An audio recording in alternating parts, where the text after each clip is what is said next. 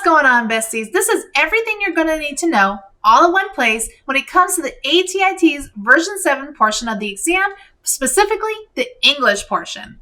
Let's get started.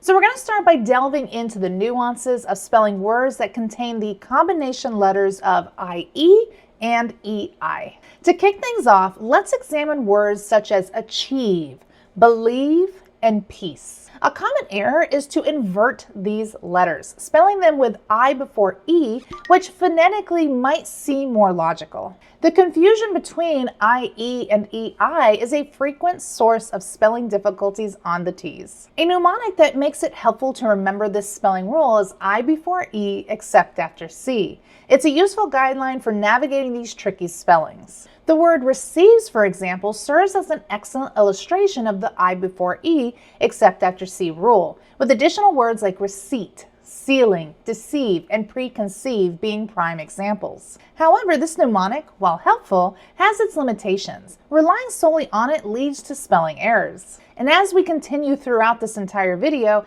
it's going to seem like the English language thrives on being the language of exceptions. More accurately, the I before E except after C guidelines primarily applies when the IE represents a long E sound. So words like receive, receive, receipt, sealing, deceive, and preconceive all follow this pattern. Are you prepared to explore the exceptions to this rule? Words such as ancient, efficient, science, sufficient defy the I before E except after C principle. The rule falters with these examples because the IE does not produce a long E sound. So going back through phonetically, we can see ancient is ancient, efficient is efficient, science is science, sufficient is sufficient. They don't produce that long E sound. Furthermore, the EI sequence can appear after consonants other than C,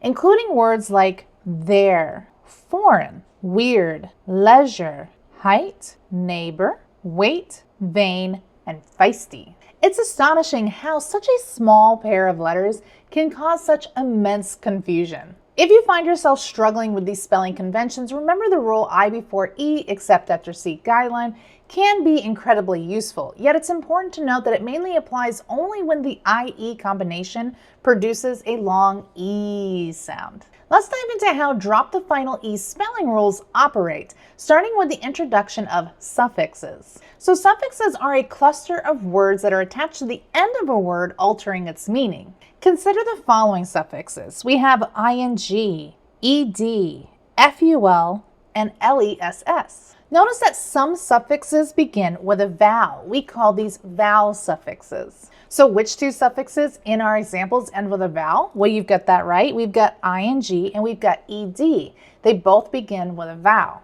Conversely, we also have suffixes that begin with a consonant, and we call those consonant suffixes. So which of our four examples are classified as consonant suffixes? You're absolutely correct. We have our ful and our less. They both start with a consonant. So here's the guideline. When I have a word that ends with a silent E, we should remove the E before attaching a vowel suffix. Take, for example, the word hope, and consider the suffix ful added to the end of it, which begins with a consonant. If a word like hope concludes with a silent E, attaching a consonant suffix like ful doesn't require any alteration to the original word. Observe how when we add hope and ful, we keep the same integrity of that word, HLPE, FUL. However, the scenario is going to change when we're adding vowel suffixes to a word that ends with a silent E. If we want to add the suffix ing, a vowel suffix, to hope, that E at the end must be removed before we can add it. If you're confused, you can think of it as preventing two vowels from touching each other. Once that E is dropped in hope before we add our vowel suffix, it's going to give us HOPING. We drop the E whenever we are adding a vowel suffix. Let's look at another example. Let's use the word care adding the suffix less. Since less begins with a consonant, it's going to qualify as a consonant suffix. This allows us to merge the words very precisely without having to remove any of our vowels. However, if we wanted to add the vowel suffix ed, ed, to cared, that combination of e and d, it represents a vowel suffix, meaning that we are going to have to drop the e in care before we add our suffix. Are you ready for the exceptions? Let's examine the word notice. When we're adding the suffix able, A-B-L-E, this is an instance when we don't remove the E, keeping it all together as noticeable. This decision is driven by the role of the final E in maintaining a soft C sound. Removing the E would transform the word notice into notic, altering the pronunciation to notic-able, which deviates from the intended noticeable. Therefore, we maintain that initial E that we had on the end of notice before we add the suffix. So the exception rule is that we keep the E if the word ends in CE or GE and the suffix starts with an A or an O. Let's consider the G sound as illustrated in the word change. When adding certain vowel suffixes, the E is retained to preserve that soft G sound, as we see in changeable. Without the E, the pronunciation could incorrectly shift to a hard G. However, in changing, the E is dropped because the I following the G ensures that that soft sound is still preserved. Finally, let's explore words like courage and outrage when we add the suffix OUS, resulting in courageous and outrageous respectively. In these instances, similar to the word noticeable, we do not remove the E before we add the vowel suffix OUS. The reason behind keeping the E in courageous and outrageous aligns with the maintaining of the integrity of the original word, courage and outrage, rather than adhering strictly to that soft C or G sound rule. The E in these cases doesn't serve to soften a preceding consonant, since the preceding letters G in courage and G in outrage are not followed by an E to make a soft sound. Instead, that E is going to be retained to preserve the root word's form and ensure correct pronunciation, as well as recognition of the derived adjective. Thus, when we add OUS to courage and outrage, forming courageous and outrageous, the presence of the E maintains the word's flow and aids in conveying the derived meaning efficiently, without altering the base word significantly. Our next rule is to double the final consonant. In certain cases, the final consonant of a word needs to be doubled before appending any kind of suffixes like ed, ing, and able. This occurs in words like run. When we add ing, becomes running with the extra n. Tripped. With our trip and our ed, we add the extra p to tripped. Jog and ing becomes jogging with an extra g. And hug and able becomes huggable with the extra g. So how do we determine when the final consonant needs to be doubled? Well, this is where the 1-1-1 rule comes into play. The rule is simple. If a word has one syllable, concludes with a single vowel, followed by a single consonant, then the consonant is going to be doubled. Revisiting one of our previous examples, the word run fits this pattern perfectly. It's a single syllable word ending with one vowel and one consonant, necessitating the need to double the N before adding the ing. Now let's consider why the final consonant in certain words isn't doubled by looking at their base forms. So let's take a look at the example dream, for instance. It has one syllable, but it has two vowels. It has E and A before its final consonant of M. So in this case, we would not double the final consonant. We would just add the ing to the end, making it dreaming. Similarly, let's take a look at the word rest. We have one syllable, we have one vowel, but look here, we actually have two consonants. We have S and T, so that does not fit inside our 1-1-1 rule. So when we're adding the suffix ing, we would not double the final consonant, leaving us with resting, R-E-S-T, ing. And then we have our last example, open. So we want to add ed to the word open. Well, in this case, we have two syllables, O-pen. So it doesn't follow our 1-1-1 rule. While it does have one vowel and one consonant at the end, because of the two syllables, it's not going to fit inside of our rule. So when we're adding ed to the word open, it would just be spelled open, O-P-E-N-E-D. So the rule is pretty clear. Only when we have one syllable words ending with a single vowel followed by a single consonant, we are going to double the final consonant. Now for the exceptions. there are letters that are going to shy away for the doubling spotlight. These are H, W, X, and Y. They prefer to stand alone so that you won't see them doubled whenever we are adding a suffix. So some prime examples of this that you'll see on the T's is a word like mixing, where it's mixing and not doubling that final consonant of mixxing. Play plus able becomes playable and not playable with a double Y. Brew plus ing becomes brewing, not brewing with another W. And words ending usually in H don't typically follow the 1-1-1 rule. Changing the Y to an I is one of the most complex topics to discuss when it comes to spelling rules. I'm going to break each concept down to help you understand when we should follow this rule. First, we're going to start with one of our exceptions, final Y plus ing. This rule is pretty straightforward. When adding an ing to a word that ends in Y, we want to retain the Y. Take copy and enjoy, for example. Adding ing to these words doesn't involve altering that Y. You're simply just adding ing. The rationale for keeping the Y intact is to avoid creating a double I sequence, which is not a recognizable vowel combination in the English language.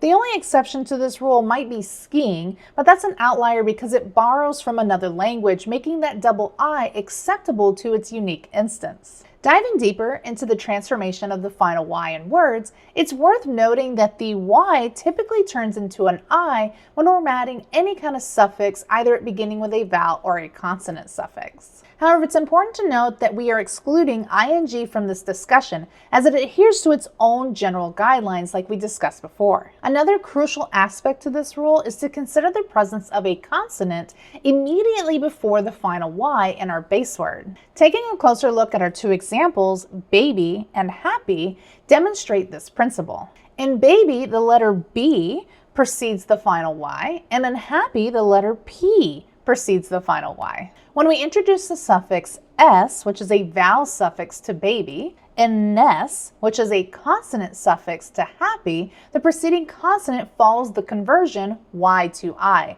upon the addition of these suffixes, illustrating the rule in action. And then lastly, we're going to talk about when we don't change the Y to an I. We won't be converting the Y to an I before appending a suffix when the Y is preceded by a vowel. This exception is particularly intriguing, and I've chosen to discuss it last, partly because it involves navigating vowel combinations more intricately. Let's take a look at our two examples, stay and valley. In both of these words, the vowel precedes the final Y. There's an A in stay before the Y, and there's an E and valley before the Y. Regardless if we're adding a vowel suffix like ed in stay, or a consonant suffix like s in valley, the presence of a vowel before that final Y means that we keep the Y unchanged when we're introducing the suffix. And that's everything that you're going to need to know when we're talking about changing a Y to an I, the final Y plus ing, and when we would not change the Y to an I.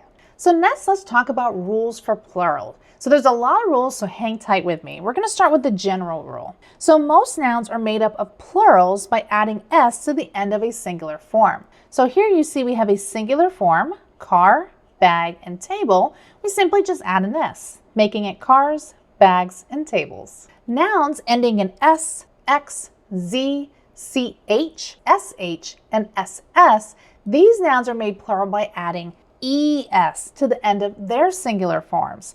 Like we see with bus becomes buses with the es, bench becomes benches, and box becomes boxes. Of course, there's always exceptions to this rule. Words that end in ch but make more of a k sound, like we see in stomach, we just add an s. And words that have an irregular plural, like fish, would just be fish. Fish could be singular and it can also be plural. And ox would actually become oxen. These are common words you're going to see on the T's. So what about nouns that end in f or fe? Well, we change the f or the fe to ves whenever we're making it plural. So calf would become calves with a ves, shelf would become shelves, and wolf would become wolves. And the exception to this rule is there are common words that you're going to see where we don't drop the f or the fe. So these are a list of those words. We see roofs, chiefs, chefs, beliefs, oafs, reefs,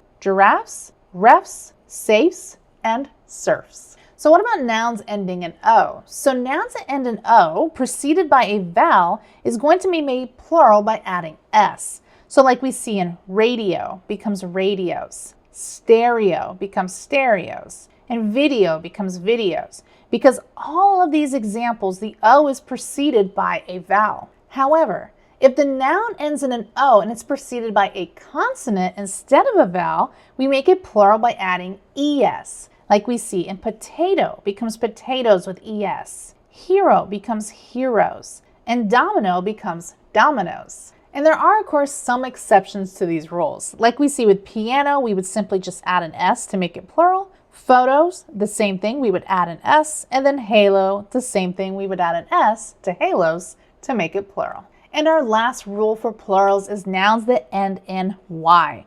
When we have a Y that follows a consonant, we change the Y to an I and we add an ES. Like we see in cities, we would remove that Y and it would become cities, C-I-T-I-E-S.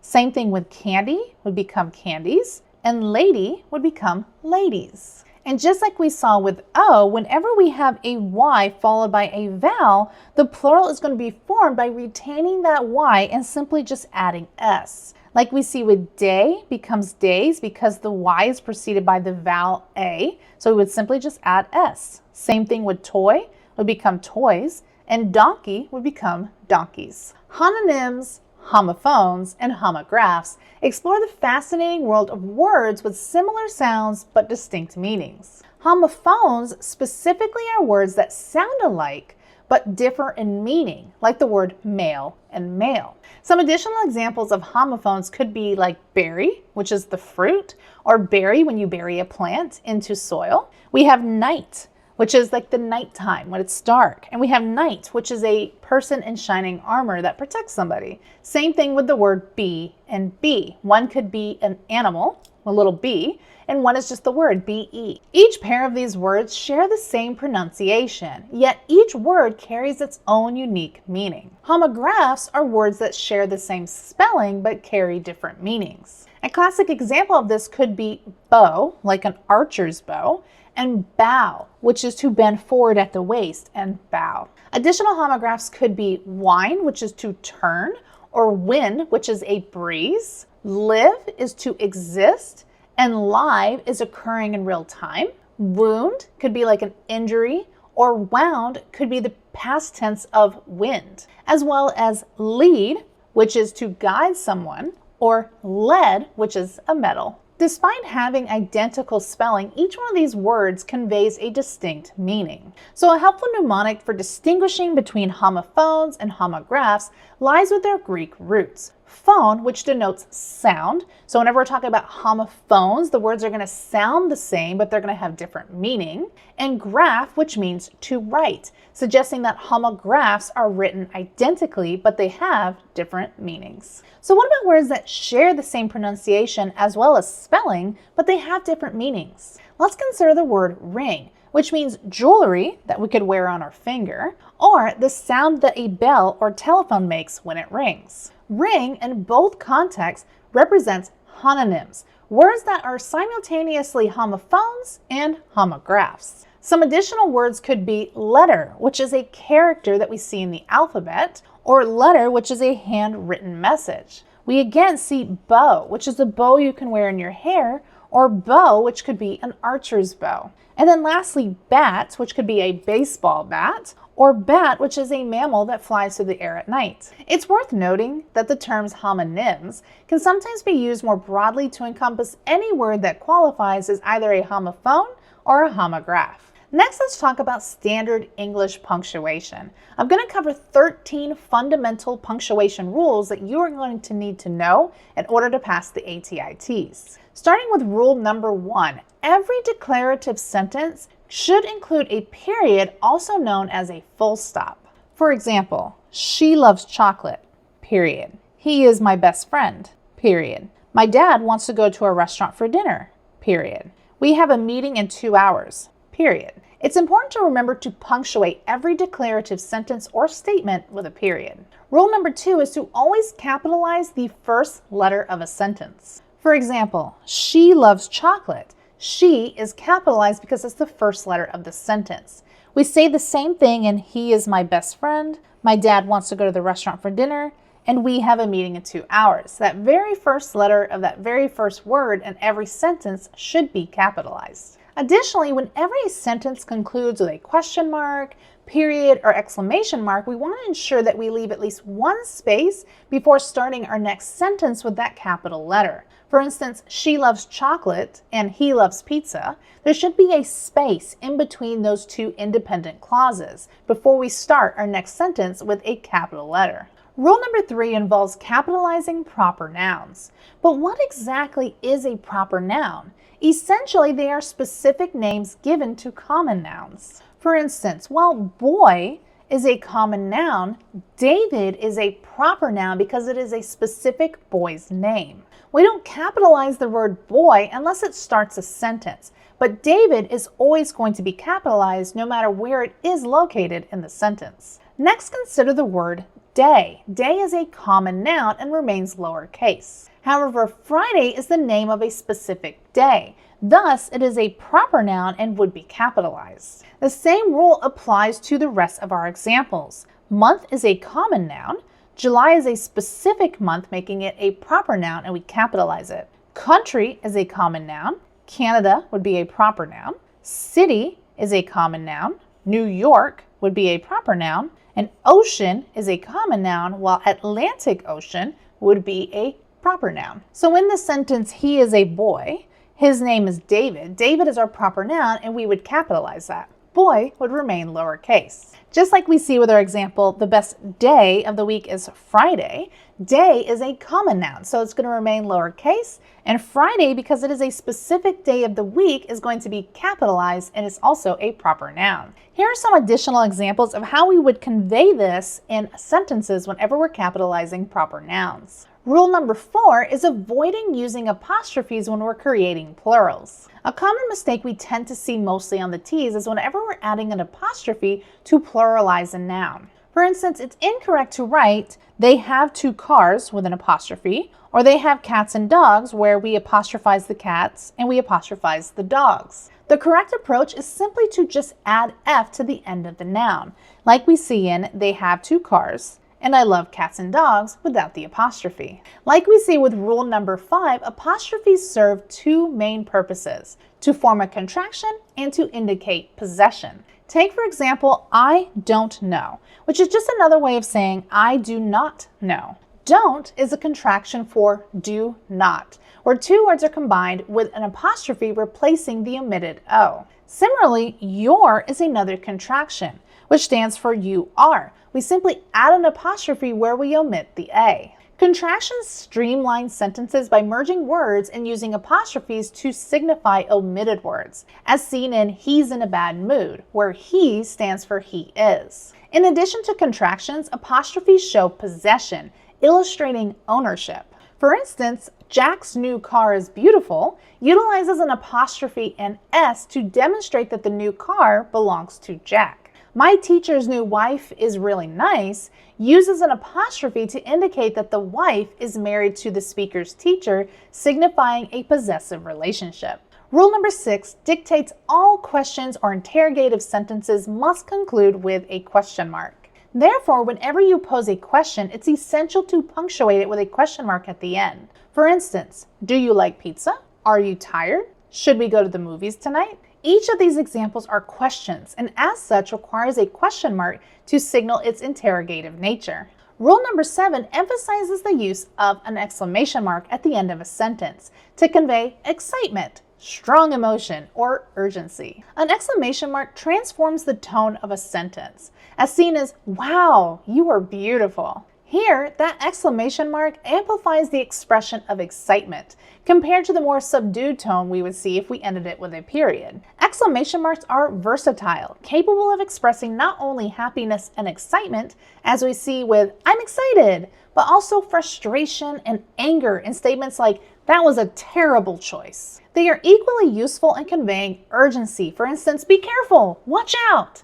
This punctuation mark is also common in commands or imperative sentences, potentially adding emphasis or authority to directives like sit down. Although a period could technically conclude these sentences, opting for the use of an exclamation mark is going to elevate the intensity of the emotion or command that is being communicated. Rule number 8 involves using comma to delineate items in a list comprising of 3 or more elements. For instance, when mentioning only 2 items, such as I bought coffee and tea, no comma is necessary because it's only 2 distinct items. However, when the list expands to 3 or more items, commas come into play here, such as we see with I bought coffee, tea, and milk. We need to make sure we add the comma behind each one of those examples, coffee and tea. The use of a comma just before the conjunction and or in such a list is known as the Oxford comma. While some people do prefer to skip the Oxford comma, others advocate for its use, arguing that it enhances the clarity by distincting separately each item in a series. For the purposes of the ATI TEAS, you will need to know and become accustomed to the Oxford comma in order to pass the English section of the TEAS. Rule number 9 instructs the use of a comma to separate independent clauses when it is linked to a conjunction, such as for, and, nor, but, or, yet, and so. An easy mnemonic to remember these conjunctions is fanboys. Keeping fanboys in mind helps you recall the necessary conjunctions to look out for. Let's consider the example, I want to go out tonight, but I need to study. The original sentence without the comma is incorrect. In fact, I want to go out tonight and I need to study are both independent clauses. Each are capable of standing alone as a complete sentence. Therefore, when these clauses are connected by a conjunction, like we see with but, the comma is indeed necessary to precede the conjunction, making it, I want to go out tonight, comma, but I need to study. Another example could be, he is a doctor and she is a lawyer. This is again incorrectly punctuated. Since he is a doctor and she is a lawyer are both independent clauses joined by the conjunction and, we need to make sure that we add the comma before our conjunction and in order to make this correctly punctuated, turning the sentence into, he is a doctor, comma, and she is a lawyer. Rule number 10 highlights the use of the semicolon to link closely related independent clauses, which are essentially complete sentences on their own. For instance, the sentence, I love coffee, you love tea is elegantly combined by the semicolon. I love coffee, semicolon, you love tea. This alternative stands alongside the possibility of either separating them into 2 distinct sentences or linking them with a comma followed by a conjunction, like we saw with I love coffee, comma, and you love tea, or I love coffee, period, you love tea. Additional examples could be Calvin is a teacher, semicolon, Jennifer is a nurse, Michael doesn't like seafood, semicolon, he prefers pasta. These instances demonstrate how semicolons effectively connect 2 independent clauses that are closely related in context, offering a nuanced way of conveying related ideas within a single compound sentence. Rule number 11 focuses on colon to introduce a list of items. For instance, in the sentence, they serve many types of food, colon, Chinese, comma, Indian, comma, and American. The colon is employed to connect the independent clause, they serve many types of food, with the subsequent list of Chinese, Indian, and American. Similarly, in the statement, there are 3 things every child needs, colon, education, food, and family, it employs that same knowledge. The colon links the independent clause preceding it with the list that follows. The use of the colon is an example that underscores its role in seamlessly transitioning from a complete thought to a detailed enumeration of a list. Rule number 12 dictates the use of hyphen to merge 2 or more words functioning together as a single adjective preceding a noun. For instance, phrases like well-known author, kind-hearted woman, brand new television, chocolate-covered peanuts illustrate this principle. The hyphen effectively combines words that form a unified adjective that describes the following noun. In Rule 13, we use a hyphen to compound numbers that should hyphenate compound numbers between 21 and 99. Examples of this could be 21, 42, 99. You wouldn't hyphenate the word 20 because it's a word all by itself. But if you want to hyphenate the word 23, you would hyphenate 20 and 3 to make it a compound number. So classic examples of this hyphenation could be, I have 99 problems, where we hyphenate the 99, or she is 42 years old, where we hyphenate 42. So let's take a look at some examples of how things are incorrectly punctuated. So first we have my birthday is in December. Well, we have a couple things wrong here. The M in my birthday is not capitalized. Anytime we start a sentence, we want to make sure that we start with a capital letter. And December is a proper noun. It's a specific month. So you also want to capitalize the D in December. In our next example, Julie loves cats, comma, Michael loves dogs. Well, we could fix this one of two ways. We could add a semicolon after Julie loves cats and Michael loves dogs to make sure that we are independently showing that these are two independent clauses, or we could keep the comma and simply add a conjunction like and, which it would become Julie loves cats, comma, and Michael loves dogs. Example 3, I went to the supermarket and bought cheese, eggs, and ham. As we can see here, we have a list of items, 3 or more, and we need to make sure that we employ the Oxford comma by adding a comma behind cheese and a comma behind eggs, making it correctly punctuated. Charles is 29 years old.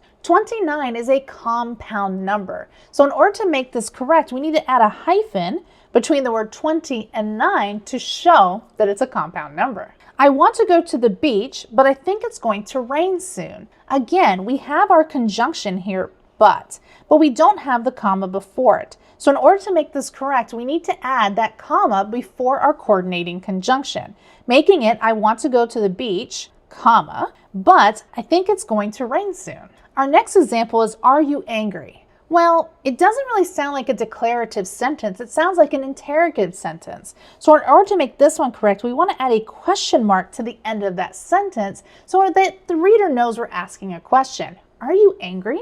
We bought 2 new cars. Again, we don't want to add an apostrophe after the word cars to make it a plural. So we simply just add the word cars without the apostrophe, making that now correctly punctuated. And lastly, we have you're a great guy. This does look correct, however, we're missing the apostrophe in our contraction for you are. So we need to add that apostrophe in between the U and the R to highlight that we have omitted the A. Another important concept is knowing when to use direct or indirect quotes. Direct quotes capture the exact words of the speaker, enclosed in quotation marks to highlight the verbatim speech. In the example, if Stephanie expresses, I am learning a new topic, we use quotation marks to quote her precise words directly. In contrast, indirect quotes paraphrase the speaker's original message without using any exact wording or quotation marks. Instead, we convey what was said, typically introducing the statement with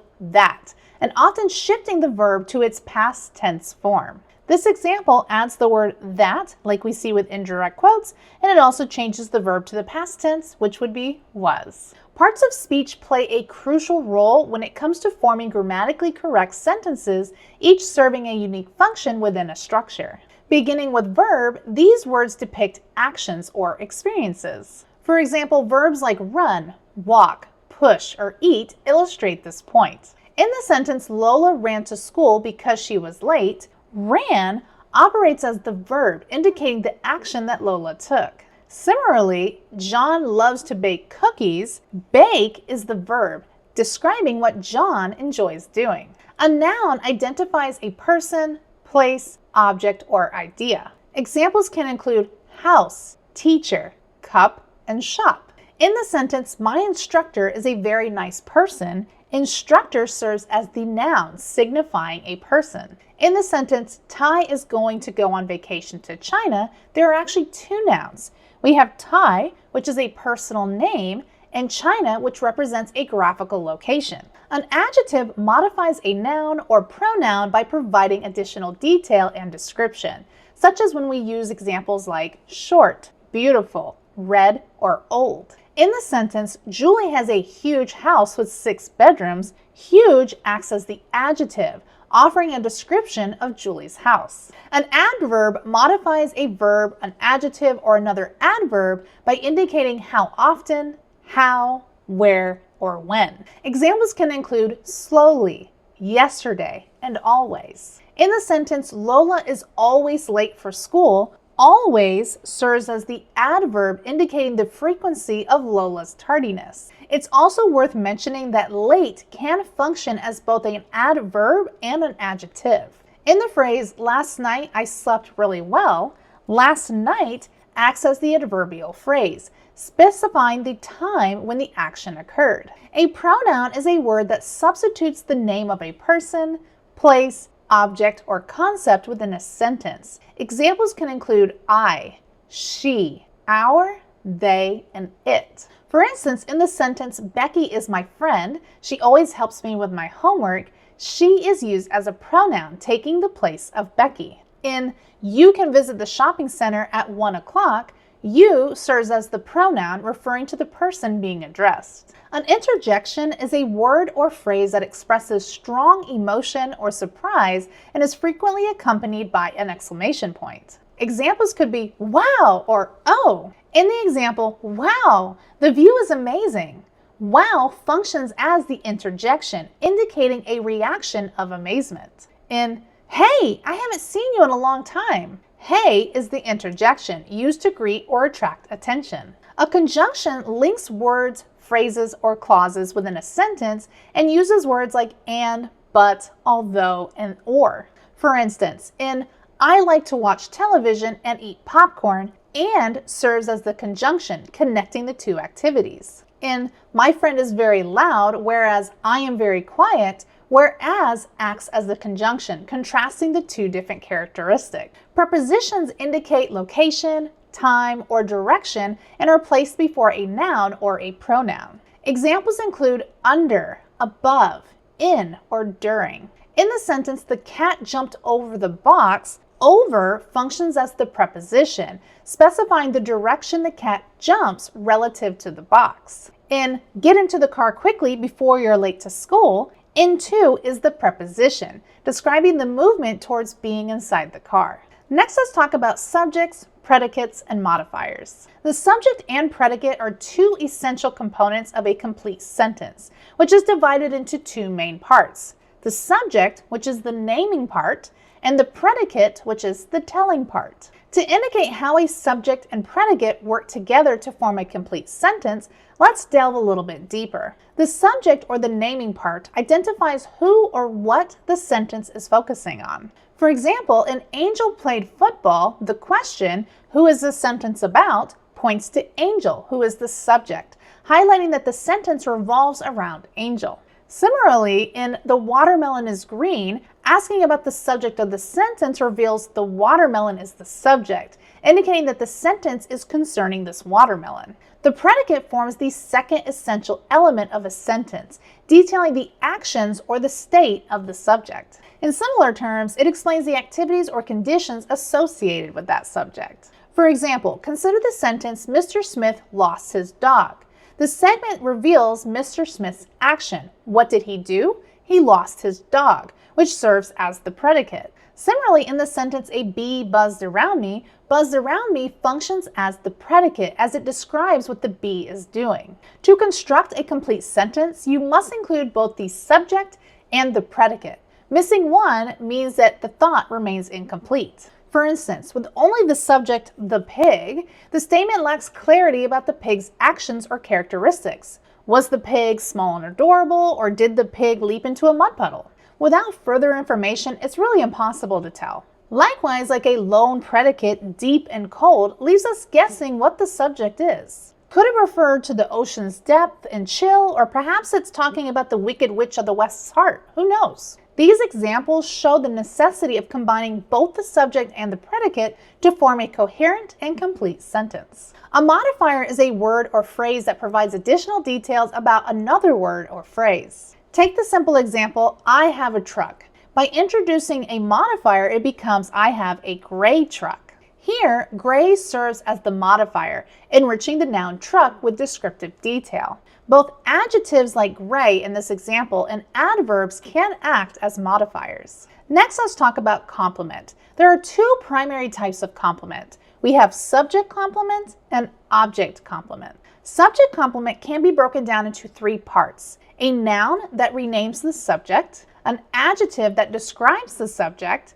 or it follows a linking verb that connects it to the subject. For example, in Melissa is a teacher, teacher is a noun that serves to rename the subject Melissa, making it a subject complement. And he is handsome, handsome is an adjective describing he, thereby functioning as a subject complement. And she is respected by her students, respected is an adjective that describes she, indicating again that this is a subject complement. An object complement can be a noun, adjective, or phrase that provides additional details about the direct object and typically follows it in the sentence. For instance, in they call Melissa genius, genius is an adjective that describes the direct object, Melissa, making it an object complement. Similarly, they find him intelligent features intelligent as an adjective describing him, thus making this an object complement. In any consider her admirable, the adjective admirable describes her, identifying it as an object complement. It's important to remember that a subject complement renames or describes the subject, and an object complement enhances the understanding of our direct object. We talked a lot about independent versus dependent clauses. Now let's see how we break them down so we can further that understanding. A clause is a group of words that has a subject and a verb. So starting with independent clauses, it's exactly what it sounds like. An independent clause is a complete thought. It leaves no room for interpretation. In our example, the cat is sleeping.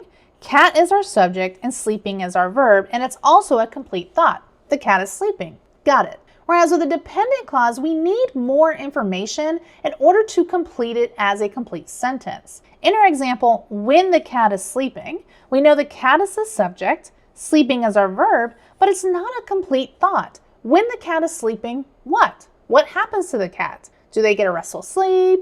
Does somebody wake them up? What happens to the cat when they're sleeping? A big tip when you're taking your TEAS is usually when we're looking at a dependent clause, we're going to see a subordinating conjunction plus an independent clause, making it ultimately a dependent clause. So in our example, when the cat is sleeping, when is actually our subordinating conjunction. Some additional examples of these subordinating conjunctions that you might see on the TEAS is since, when, if, while, because, who, that, which, as, although, whether, until, unless, in case, and even though are most commonly seen.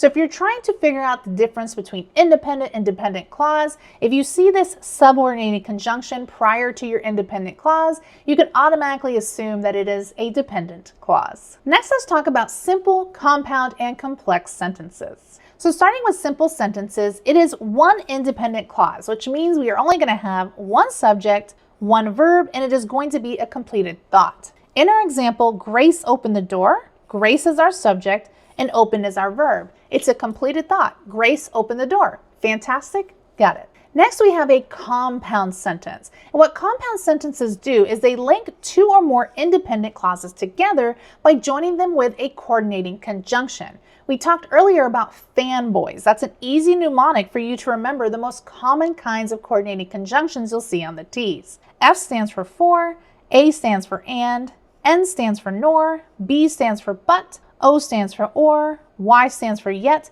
and S stands for so. So in our example, we have Grace opened the door, comma, and she looked outside. Grace opened the door is our first independent clause, just like we saw with our simple example. We have the comma in the word and, which is our conjunction, and then another independent clause, she looked outside. So again, a compound sentence is when we're linking them together. We're going to have a comma in between those two independent clauses, and we have to have a coordinating conjunction after that first complete thought, our independent sentence, in order for it to be considered a compound sentence. So lastly, we have complex sentences. This is a combination of one independent clause and one dependent clause. Remember, dependent clauses are not a complete thought. They cannot stand on their own. You have to have additional information in order to complete it. So in this example, you're going to see comma used, but no coordinating conjunction examples. So for example, when he won the award, comma, everyone cheered. Everyone cheered is our independent clause. It's a complete thought. And when he won the award is actually our dependent clause. Remember, whenever we have any kind of subordinating conjunctions starting a sentence, we know that it's most likely going to be a dependent clause. So again, when he won the award, our subordinated conjunction when plus he won the award is our independent clause. Everyone cheered is our independent clause because it is a complete thought. So let's take a look at some examples. Lola knew lots about elephants. This is a simple sentence. We have our subject Lola, we have the verb knew, and it forms a complete thought. Lola knew lots about elephants. Next we have, although Calvin is running late, he seemed relaxed. This is actually a complex sentence. We have he seemed relaxed, which is an independent clause, and we have although Calvin was running late being our independent clause. It starts with the subordinating conjunction although and finishes off with Calvin was running late. So anytime we have a subordinating conjunction and a thought, it's usually going to be a dependent clause. So yes, this is an example of a complex structure sentence. And then lastly we have he was hungry, so he ate. Again, a compound sentence. We have the subject he, which is actually seen twice in this sentence, and we have our verbs was and ate. And we have our conjunction so. So he was hungry, comma, so, which is our conjunction. He ate, making this a compound sentence. Lastly, we're going to talk about direct and indirect objects. Within sentences, objects can be categorized into two types. Direct objects, which directly receive the action, and indirect objects, which are recipients of the direct object or action that is being done. So a direct object is a noun, noun phrase, or pronoun that directly experiences the action of the verb. It answers the questions what, who, and whom regarding what is receiving the action. So for example, in the sentence, Bobby threw pebbles at the pond, asking what did Bobby throw leads to the answer pebbles, making pebbles the direct object. So in a sentence featuring a direct object, the presence of an indirect object is optional. Take for example, I received the parcel. When asking what did I receive, the answer is parcel, indicating that parcel is the direct object. This sentence does not contain an indirect object, illustrating that it is a direct object that is present. An indirect object is a noun, noun phrase, or pronoun that is the recipient of the direct object or action that is done. It responds to questions like at whom, to whom, for whom, and from whom, and is often follows a preposition. Another important thing to know is that an indirect object cannot exist without a direct object in the sentence. For example, she passed the ball to Kathy. Asking to whom the ball was passed reveals Kathy as the indirect object, indicating that the action is intended for Kathy because it is positioned after the preposition to. So let's talk about the differences between complete and incomplete sentences. What exactly is a sentence fragment? So a sentence fragment occurs when essential parts of a sentence are missing, resulting in an incomplete sentence. For a sentence to be considered complete and whole, it needs to have both a subject and a predicate. The subject tells you what or who the sentence is about, and the predicate explains what the subject is doing or being. Consider the sentence, roses are red. Here, roses is the subject of what we are discussing, and are red is the predicate. It describes what the subject is doing or how it is. Since this sentence includes both a subject and a predicate, it qualifies as a complete sentence. Next, let's examine more sentence fragments and learn how we can transform them into complete sentences. In our example, drinks coffee every morning, something is missing from this sentence. What part of our sentence is absent? Well, that's right, we're missing the subject. Who's drinking coffee every morning? If we add the subject Mr. Cheung, it becomes a complete sentence. Mr. Cheung drinks coffee every morning. Let's take a look at the following sentences and figure out what's wrong with them. The first one we have is American geese. Well, we have a subject, but we don't have a predicate. So in this case, we could say, American geese fly south for the winter. By adding fly south for the winter, it gives us a predicate. It's telling us what the geese are doing. American geese fly south for the winter, making it a complete sentence. Next we have slept in the tent. In this case, we have a predicate, we know what's happening, we just don't have a subject. Who is sleeping in the tent? If we add the subject word he, it gives us our subject, and now we can combine that with our predicate. He slept in the tent, making it a complete sentence. In our last example, the bedroom. In this case, we have a subject, we know we're speaking of the bedroom, but we have no predicate. What about the bedroom? What is being done and what is its characteristic? By adding the predicate is clean, we can now form a complete sentence. The bedroom, which is our subject, is clean, which is our predicate. As always, there are always exceptions to the rule. In an imperative sentence or command, the subject is not required. When giving a command or instruction to someone, the subject is implicitly understood. Here are several examples of imperative sentences or commands that lack explicit subjects, yet they're still considered complete sentences. These can include stop it, go straight, put your shoes on, turn off the light. While these sentences only contain predicates, they are complete because they function as commands. We talked extensively about transition words throughout reading and English.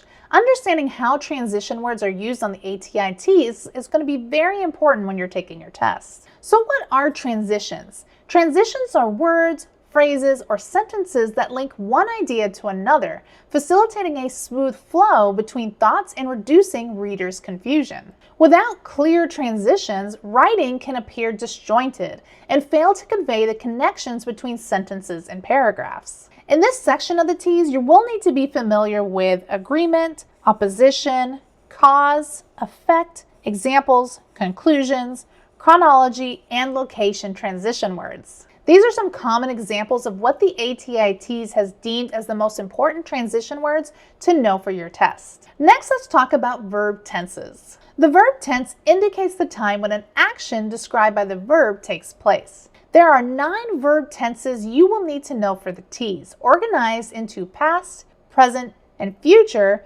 each further divided into 3 categories: simple, perfect, and progressive. Starting with past simple. This tense describes the actions that have already occurred. The structure typically involves the subject plus the verb in past form. For example, I walked to work today. This construction clearly places the action in the past. With past perfect, this tense is used to describe an action that was completed before another action in the past. The typical structure consists of the subject followed by the word had, followed by the verb in its past form. An example of this could be, he had visited China. A big key memory tip when it comes to perfect tense verbs is you're always going to see the word has, have, and had when you're reading the sentences. If you can identify one of these 3 words in the sentence and the question is asking about perfect tense, then you're automatically going to be ahead of the game. Lastly, we have past progressive tense. This tense describes an ongoing action in the past, which may have been interrupted by another event. The structure consists of the subject, followed by was or were, plus the verb ending in ing. For example, we were walking home when I got the call. This sentence shows that the action of walking home is ongoing when the call was received. Another thing that's important to know is whenever we have progressive past tenses, you are going to see the words was, were, and will plus the verb and ing. There are certain instances when we would use was, were, and will. So if the subject is I, she, he, or it, we use the progressive tense was. If the subject is we, they, and you, we use the progressive tense were. Next, let's move on to our present tenses. So starting with present simple tense. This tense is used to describe actions, habits, or facts that are generally true and occur regularly in the present. The structure typically involves the subject plus the verb in its present form. An example of this could be I, which is the subject, walk, which is the verb in present form, to work every day. This sentence indicates a habitual action that takes place in the present. It's important to understand that whenever we have a subject like I, you, we, and they,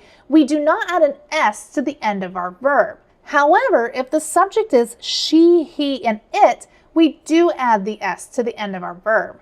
So if we say I walk, you work, we go, they visit, it would be different than saying she walks, he works, or it goes. Make sure that you know the difference for that when it comes to the T's. Present perfect tense. When we're talking about this one, the tense describes an action that has occurred once or several times before the present moment. The structure of this kind of sentence will be the subject plus have or has, and the verb is going to remain in past form. That is the biggest key indicator I can give you whenever we're talking about perfect tense, is that verb, no matter which one we're talking about, past, present, or future, is always going to remain in past form.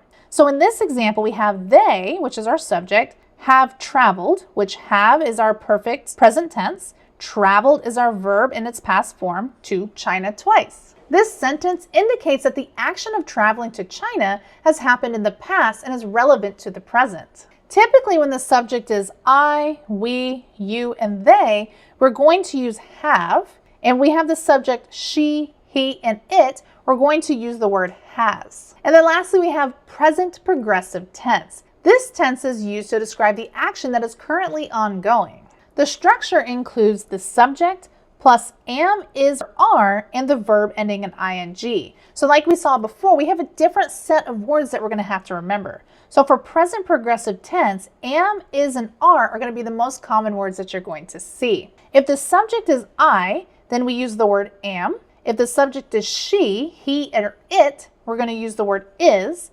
And if the subject is we, you, and they, we're going to use the word are. So like we see in our example, I, which is the subject, am, which is our present progressive tense, studying, which is our verb plus ing for the exam, is a great example of a present progressive tense. And lastly, we're going to look at all of our future tenses, starting with future simple tense. This tense is used to describe actions that have not yet occurred. There are three common structures when forming future simple tense. With structure one, we have the subject plus am, is, are, going to, plus our verb. So an example of this could be, I am going to the store. Structures 2 format is the subject plus am, is, or are plus the verb ending in ing. This example could be, I am starting my TEAS course this week. And then our last structure is the subject plus will or shall and the verb. We will take our TEAS on Thursday. And next up we have future perfect tense. So this tense is used to describe an action that will have been completed by a specific future time. The structure will consist of the subject plus will have, and the verb is going to be in its past tense form. An example of this could be, they will have arrived in China by now. This sentence indicates that the action of arriving in China is expected to be completed before the current time. And then lastly, we have future progressive tense. This tense describes an action that will occur over a period of time in the future. The structure for this includes the subject plus will be plus the verb ending in ing. She will be moving into a new house next month. This indicates that the action of moving is going to take place and be ongoing at a future time. Understanding diction is crucial when we are trying to excel at the ATI TEAS exam. While diction is initially seen to simply refer to distinctive vocabulary choices and styles of expression used by the author and the speaker, it really actually encompasses multiple layers and facets. Good writers utilize diction to influence the tone and complexity of the text, making it formal and sophisticated or informal and relaxed. Diction also contributes to the strength or weaknesses of the text and can even help identify the speaker. Think of Shakespeare, for example. Let's use Chubby, my Maltese puppy, to illustrate how diction can completely transform a sentence without altering its meaning. Consider the sentence, Chubby enjoys walks in the park and naps in the sun. This uses simple diction, an informal voice, and weak word choice. Now we can rephrase it to, Chubby adores walks in the park and sun-soaked rests. Here, we're elevating that diction.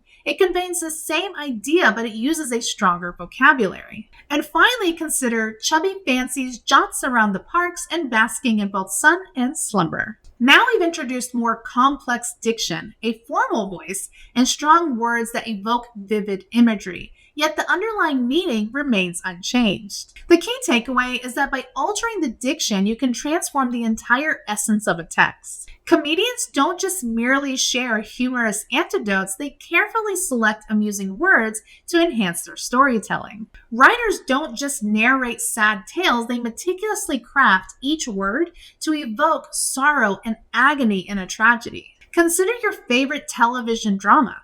The writers employ climactic and sensational dialogue to establish the atmosphere. As you become more familiar with identifying the deliberate word choices made by speakers and writers, your analytical skills will significantly sharpen for the teas. Run-on sentences lack clarity due to missing punctuation or conjunctions. You can identify run-ons by spotting two independent clauses, which are essentially two complete thoughts that each contain a subject and a verb and can stand alone as separate sentences.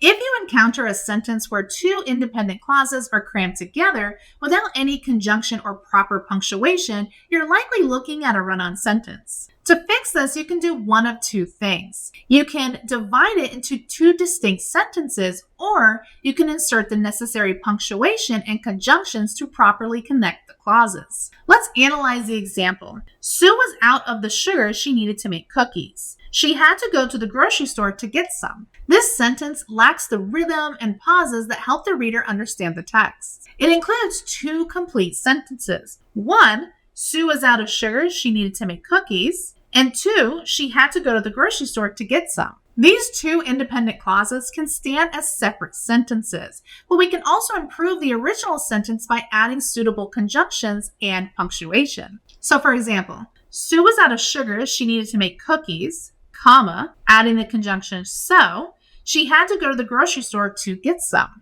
Now, with the addition of the conjunction and the comma, the sentence is not only technically correct, but it also reads easier. We can also just separate the sentences by adding a period. So, Sue was out of sugar she needed to make cookies, period. She had to go to the grocery store to get some would also be another way of separating this run-on sentence. So, what is narrative writing? A narrative is a form of writing that tells a story that may be crafted to motivate, educate, or entertain the reader. Narratives can encompass both factual and fictional elements. We're going to dive deeper into narrative structures that consist of characters, settings, conflicts, climax, and resolution. So what is a character?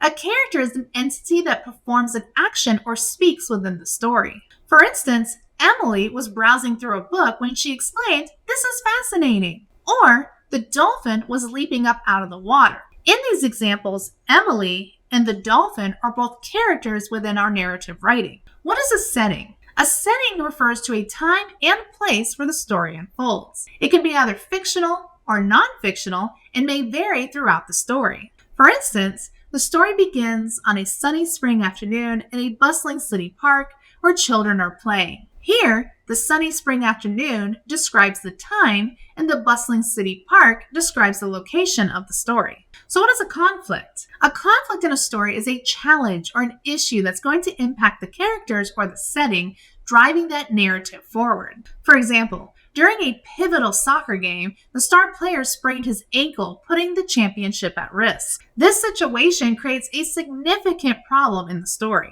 A climax is a point in the story where tension and action reaches its highest intensity. So for example, in the final moment of the soccer game, with the team trailing by 1 goal, the injured star player decides to re-enter the game despite his sprained ankle. This is the moment where the problem and the stakes are at its highest, making it the climax. And then lastly, a resolution is a conclusion of the story where the conflict is resolved. So for example, the team won the soccer game. The team celebrates its hard-won championship and the players' gamble paid off. This brings a satisfying end to our story. So what's the difference between formal and informal language? Initially consider your audience. Who are you communicating to? Formal language is a more appropriate language for professional and significant situations, such as giving a presentation at work, speaking with your colleagues, or writing a formal letter to your boss. On the other hand, informal language is suited for more casual interaction, such as conversations with family and close friends, texting, and writing a personal email or letter.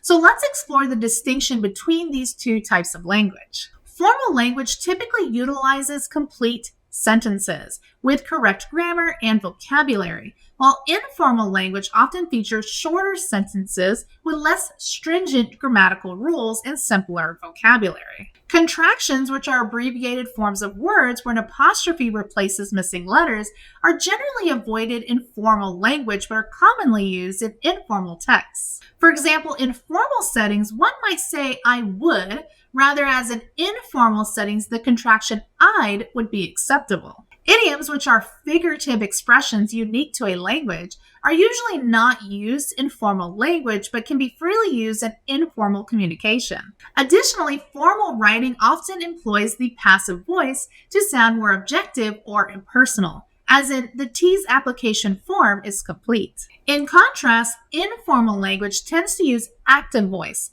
such as "I completed the TEAS application form."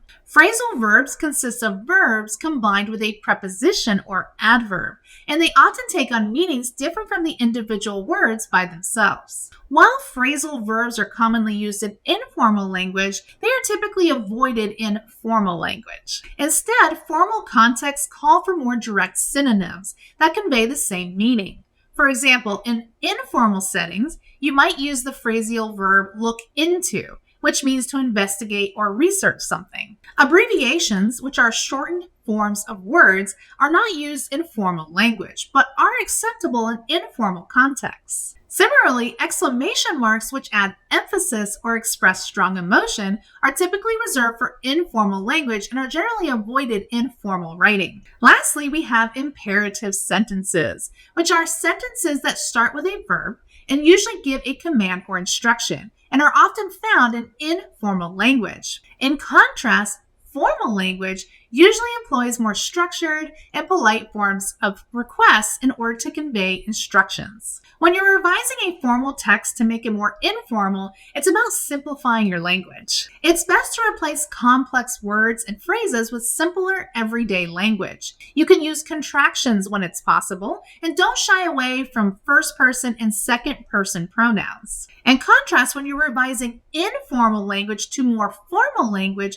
focus on eliminating any kind of slang, contractions, or colloquial phrases, as well as casual pronouns like you and we. Replace these with more complex vocabulary, formal phrases, and third-person pronouns when appropriate. You also want to make sure that your sentences are grammatically correct as well as complete. So some examples of this could be, if we have an informal phrase, "We didn't get the stuff you asked for, sorry," we can make it more formal. "We regret to inform you that we were unable to procure the items you requested." And then if we're going in the opposite direction, starting with a formal phrase, "The director submitted his resignation following the recent allegations," we can make it informal by saying, "The boss quit after these recent rumors." You're going to find that the TEAS is going to test you on the same information over several sections of the test. We talked extensively about topic, main idea, supporting details, and summary in our Reading Key Ideas and Details video. Here's a recap of the information that you are going to need to know when it comes to the English section of the TEAS with these various topics. First up, we have the topic sentence, which can be found as the first sentence in every paragraph on the TEAS. Here's a key point. You can often answer many exam questions just by reading the topic sentences. The rest is just elaboration, but pay close attention to supporting details if they are asked and when they are needed. On the TEAS, supporting details will align with the topic sentence in that same paragraph. So for a question that's asking about supporting details, you want to read the paragraph with the topic sentence that the question is asking about, and then choose the answer that is going to best fit based on that topic. You're going to have to do a little bit of practice in order to tie that information together.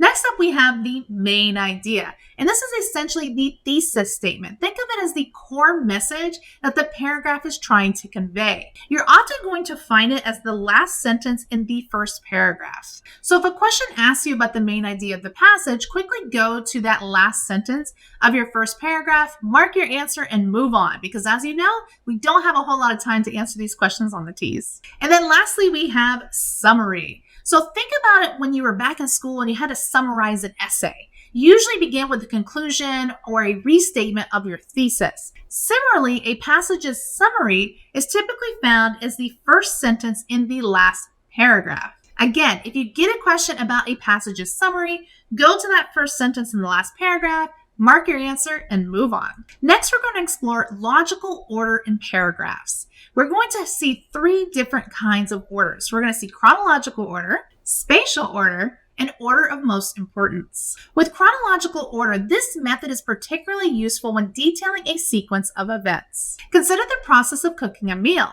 You start by shopping for ingredients like vegetable and oil, then you're going to prepare and mix the ingredients, and finally serve the dish. Similarly, when writing about any sequence of events, we maintain a clear order because it is crucial in order to maintain clarity and coherence in the writing. Time order words, also known as chronological transitions, such as first, later, after that, then, next, and finally, aid writers in structurally organizing their ideas in a paragraph using a sequential manner. In terms of punctuation, a comma is typically placed after these time order words when we start a sentence. Chronological order words are essential for various purposes, including describing history of an event, narrating an experience in a story, explaining how to perform or create something, or outlining the steps in a process. It's important to note that chronological order is predominantly used in expository writing. This is a style where the writer may narrate, describe, and inform as well as explain a process. So let's take a look at our example. Emma maintains a specific routine on Sunday evenings. That's our topic sentence. First,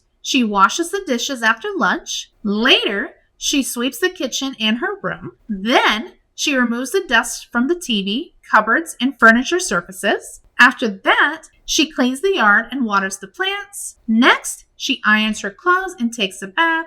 And finally, she goes out with her friends and stays out late. This sequence clearly illustrates the use of chronological order to organize events in a logical and easy-to-follow manner. Order of importance is a method commonly used for persuasion, convincing arguments, and ranking items by their significance or benefit, depending on the type of writing that you're going to see. You can choose to progress from the least important to the most important point, or begin with the most crucial point and work towards the less significant ones. For example, in persuasive essays, you're often going to lead with the most impactful statement, the most significant point, in order to grab the reader's attention right away and motivate them to continue reading. Now let's consider the following paragraph, which is structured based on the order of importance. The company operates with a straightforward management system. At the top, the president, who oversees the overall operation, makes all major decisions. Just below the president, the board handles daily decisions. Beneath the board members are the regional managers who supervise the branch of managers. Most importantly,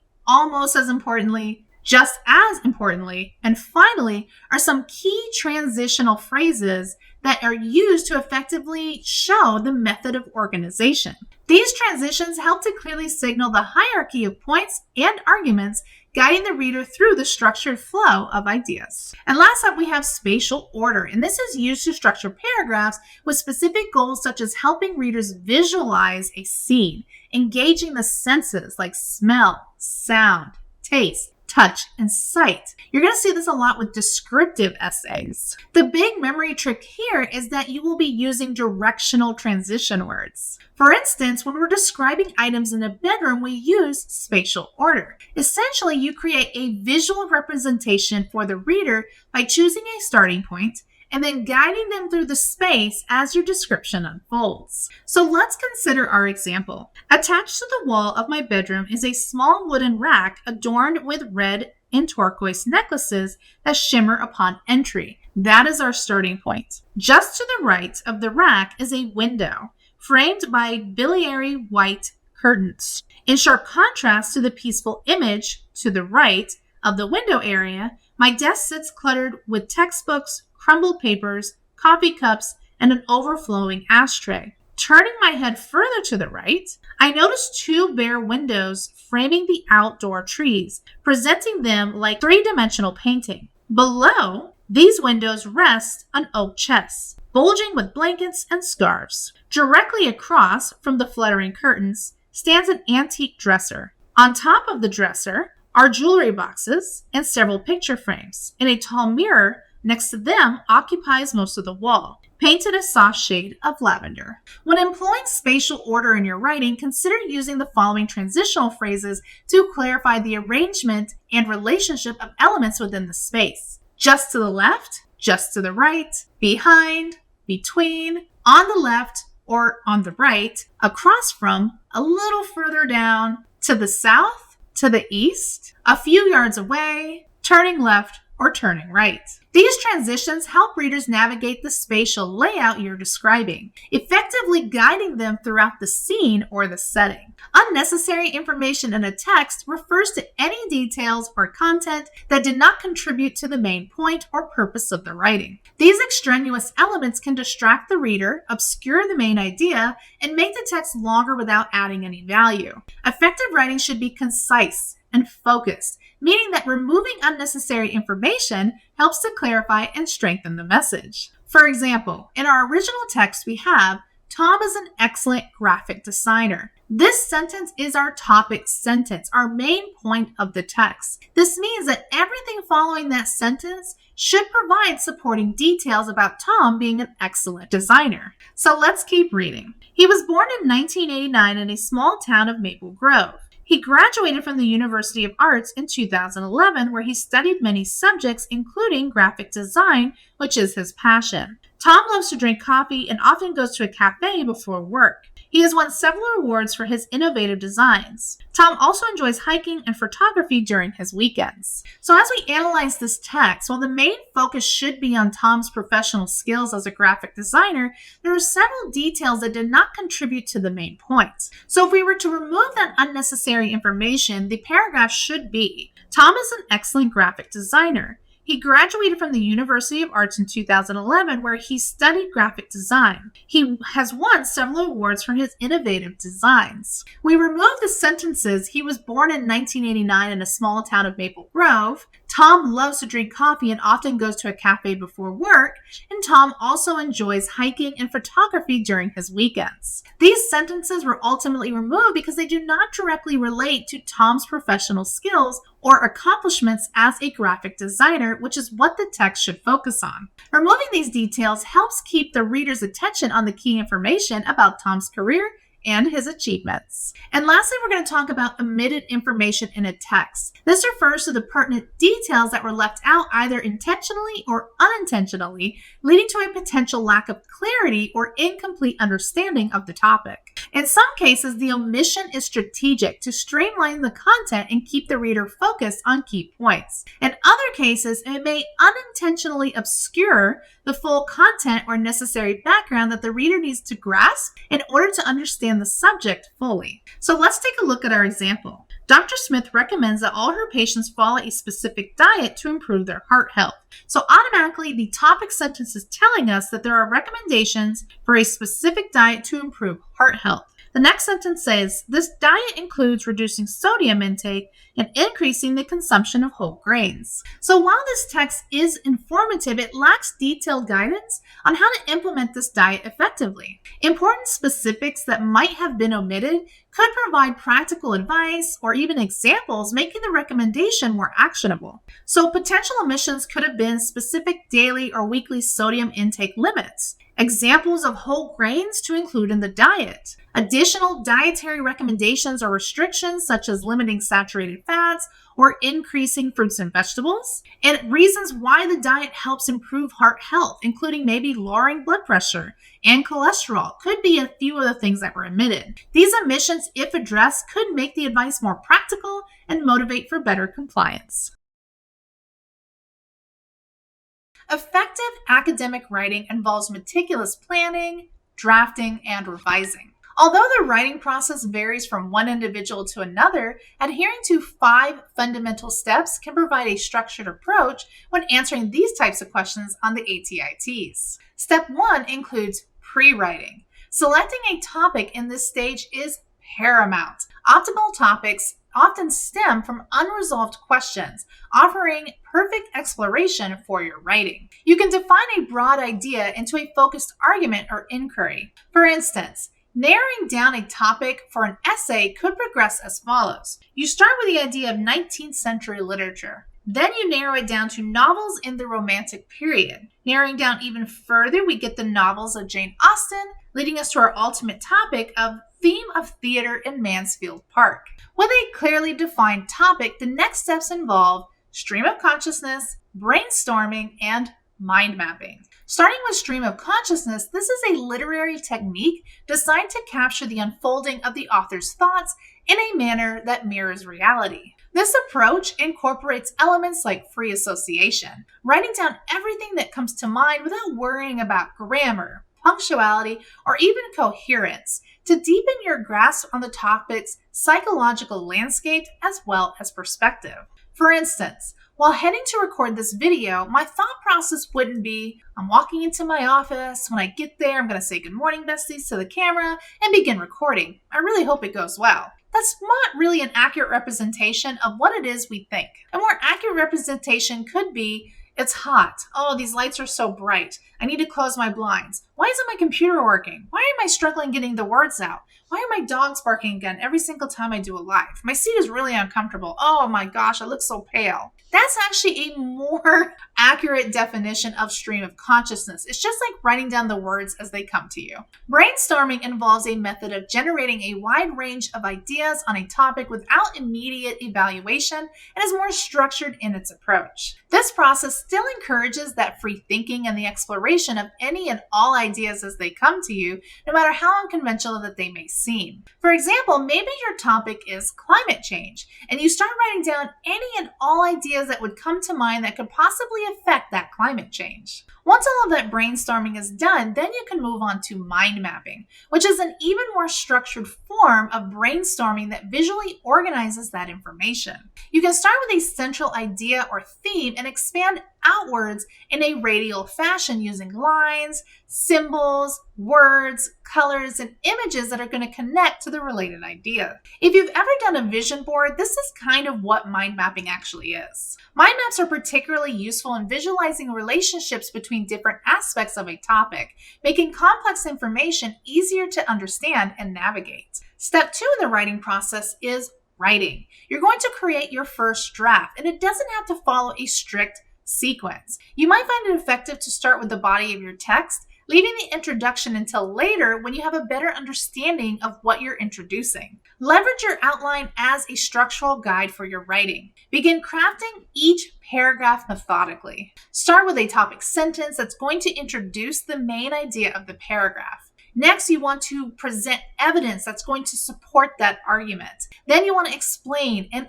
analyze that evidence. That's where we are going to start classifying all of those supporting details. And then lastly, you want to conclude by summarizing what your analysis infers or proves. This can be the overall main idea of your passage. The primary objective in this phase is to complete a draft. With a draft in hand, you can focus on refining and enhancing your work afterwards. Step 3 in the process, and the most commonly missed process, is conferencing. Writing conferences are collaborative meetings between writers and peers as well as instructors. They discuss a piece of writing to provide feedback and suggestions for improvement.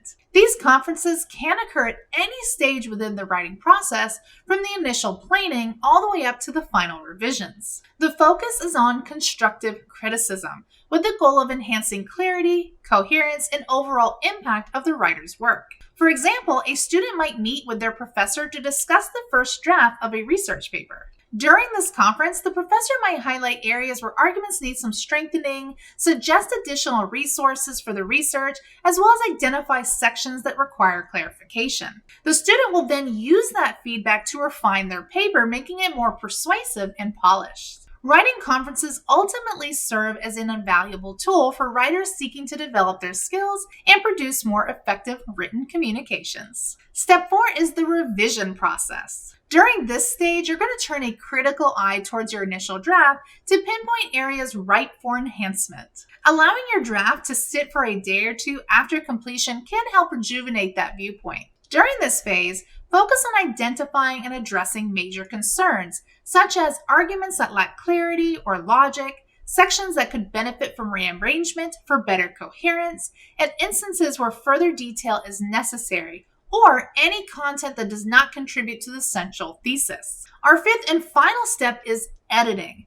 This step involves refining your text to ensure that there is clarity, structural integrity, and error-free writing. During this editing phase, focus on eliminating grammatical mistakes, clarifying any kind of ambiguous expression, and reducing redundancy and repetition to achieve concise and grammatical sound text. This also includes checking for the use of American and British spelling and punctuation. Remember that the TEAS is testing you on American spelling, as well as uniform capitalization in your titles and your headings. It's also important to remember to accurately cite your sources. It gives credit to the original authors, allowing readers to find the original source of information.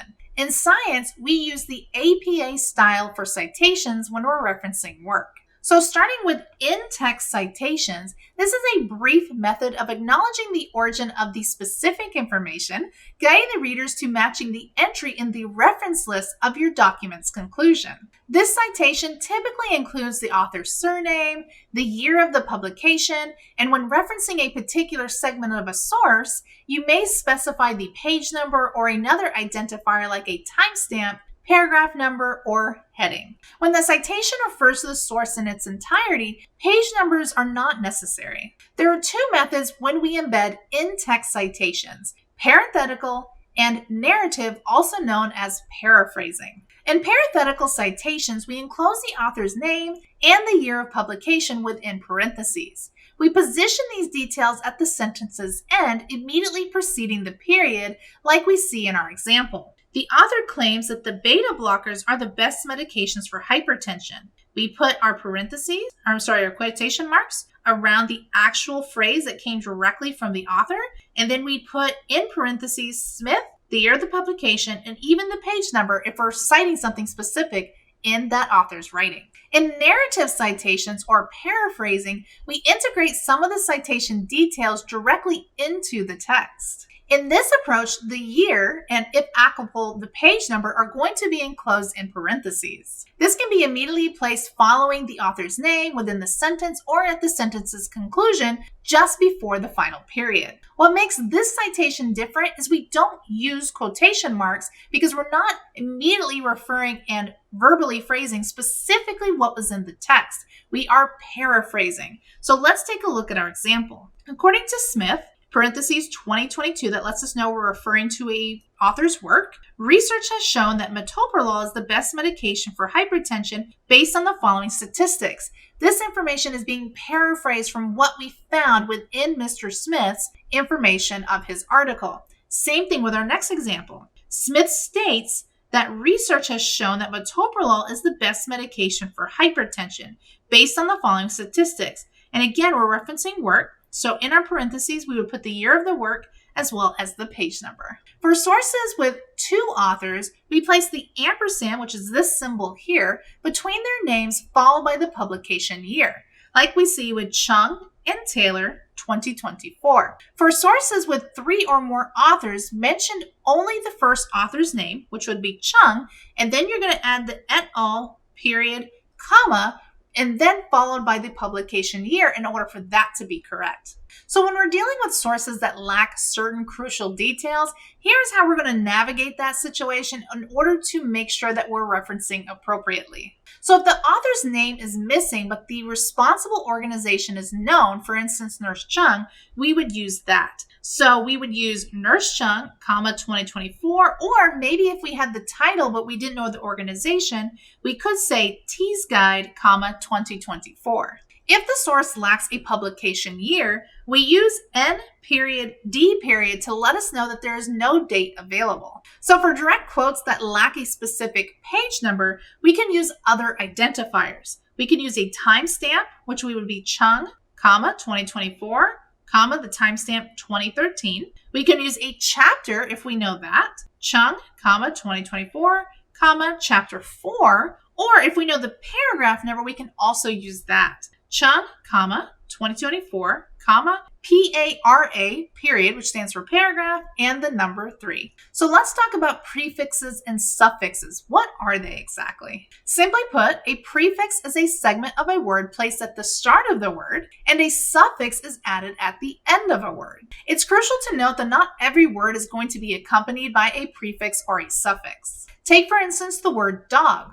which does not feature either. Similarly, chair and run lack these additions despite being frequently used words. This highlights that prefixes and suffixes are applicable to certain words rather than universally across the language. What's interesting is that prefixes and suffixes significantly alter the word's meaning that they are affixed to. Take, for example, the word like, which conveys a positive sentiment. By adding the prefix dis, D-I-S, to that word, it's going to transform it into dislike, which is a reversal of that original sentiment. To dislike something is to imply a negative emotion toward it or a lack of affinity for it. Similarly, we have the word happy. When we add the prefix un, it changes it to unhappy, representing a state that is distinctly different from being happy. There are countless prefixes in the English language, but among them, the most common ones that you will see on the T's is dis, miss, un, re, pre, im, and in. Next, let's talk about suffixes. Let's consider the word teach, which denotes the action of instructing. By adding the suffix able, A-B-L-E, it transforms the word into teachable, changing its nature from an action to a characteristic. Teachable describes someone or something that can be taught, indicating their ability to learn.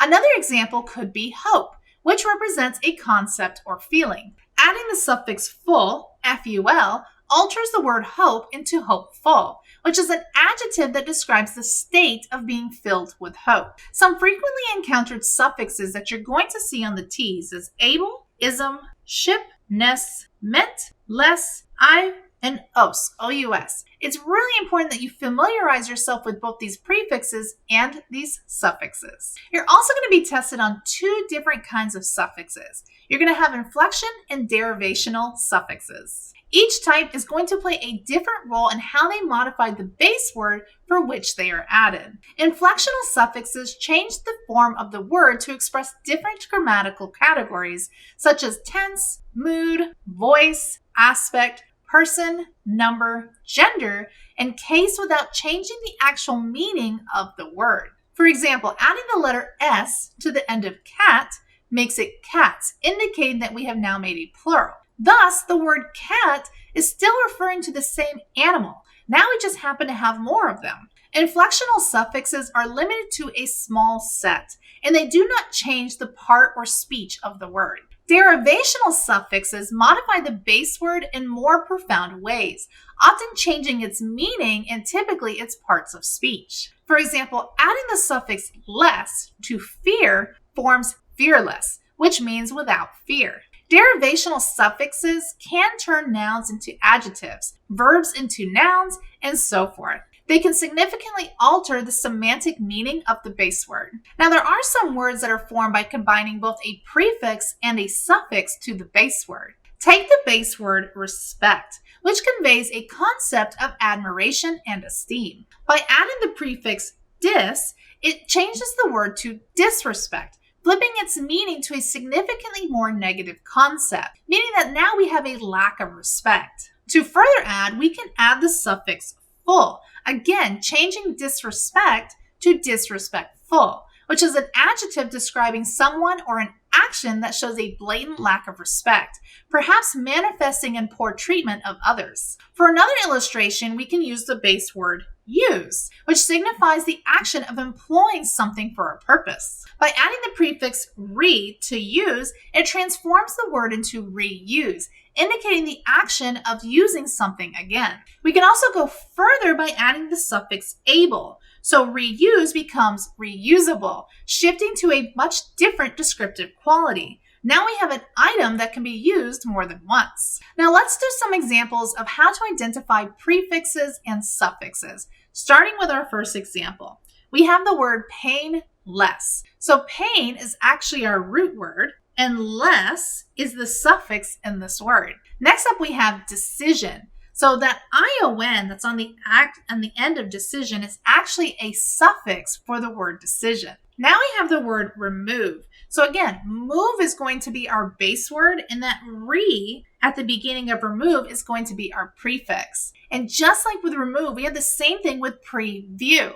So view is going to be our root word, and that word pre here at the beginning of that is going to be our prefix. Next up, we have enjoyable. So enjoy would actually be the root word of this word, and that able here on the end is going to be our suffix. Now, replacement can be a little bit tricky. So with replacement, we actually have a prefix and we have a suffix. So place is actually our base word. Re is going to be our prefix, and meant is going to be our suffix. Next up, we have the word window. So this one's even more tricky. So window is one of those words that you cannot attach a prefix or a suffix to, just like we talked about with the word dog. So in this case, we have neither a prefix or suffix. And then lastly, we have inactivity. Just like we saw with replacement, we have both a prefix and a suffix with this word. In is going to be our prefix, and ity, I-T-Y, is going to be our suffix.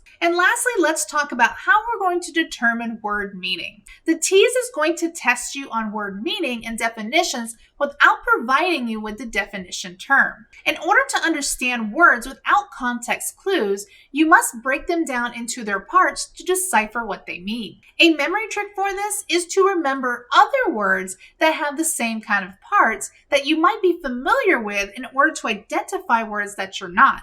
So imagine that you're reading or watching a video and you encounter a new word like disband. You might have no idea what this word means. So we need to think about words with the same prefix and compare them. Disband has two parts, dis and band. Focusing on that first part, dis, think about words that you're familiar with that start with dis, like disappear. You know that the prefix dis means not or opposite of, and appear means to become visible. If we put these words together, what do we get? We get disappear, which means to stop being visible. From this, you can deduce that the prefix dis often indicates a reversal or negation. Now, let's consider the second part of the word band. You might immediately think about a rock band, which is a group of people that come together to make music.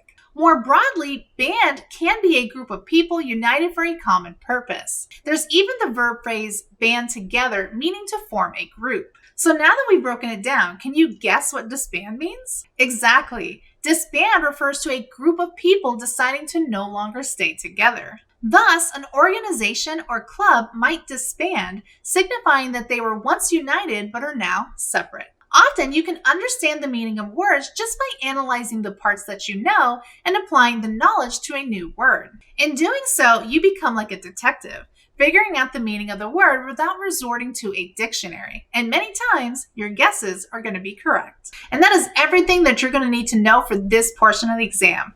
Do not fall asleep on the English portion. It is going to be difficult and it is going to be important for you to know. As always, if you have any additional questions, make sure that you leave them down below. I love answering your questions. Head over to nursechungstore.com where there's a ton of additional resources in order to help you ace those ATI TEAS exams. And as always, I'm going to catch you in the next video. Bye!